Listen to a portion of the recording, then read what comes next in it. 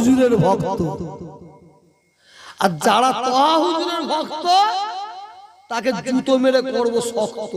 তোমার রাগ তৃণমূলের ওপরে, তোমার রাগ তৃণমূলের ওপরে। তুমি সিপিএম ঘরের বাচ্চা, তুমি টিএমসি কে জব্দ করতে পারোনি, ওই জন্য তহা ভাইজানকে ধরে জব্দ করতে চাইছো।